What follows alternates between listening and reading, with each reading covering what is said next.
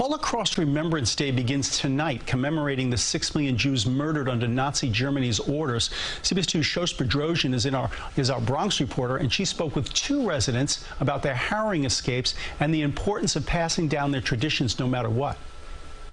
This was the first picture taken of me after the war. For 100 years, Helen Weiss has collected memories that now surround her. This was my father. As she looks back on them, it's really unbelievable what a person can live through when you have to. She remembers her story of survival in the Holocaust. I was caught, taken to a concentration camp in the Slovak part.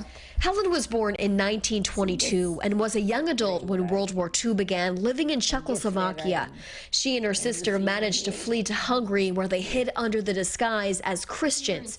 Her mother and sister were the only two that didn't survive. Jews were taken to Auschwitz eventually, killed in the gas chambers. They probably died. As a matter of fact, most of them did. Kurt Schulman still holds on to this photo of his mother's family. He was 9 years old, living in Germany in 1938. And we had to be careful where we went, what we said. Just 2 weeks before World War II began, Kurt said his dad insisted on them leaving when Nazis began a wave of violence against the Jews called Kristallnacht. And I think it may have been one of the first times when I was really afraid. His family took one of the last ships out of Portugal and headed to Cuba. Both Helen and Kurt survived the deadly anti-Semitism that plagued their communities in Europe. But fast forward today, the Anti-Defamation League says that hate-filled incidents and attacks against Jewish people are the highest they've seen since they first started tracking these events. How could you not know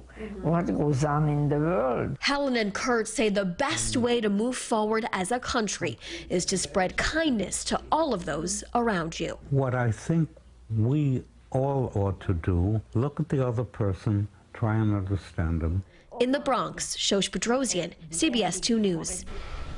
Extraordinary people. Now, if you have a story in the Bronx that you want Shosh to cover, send her an email, bronxtip@cbs.com.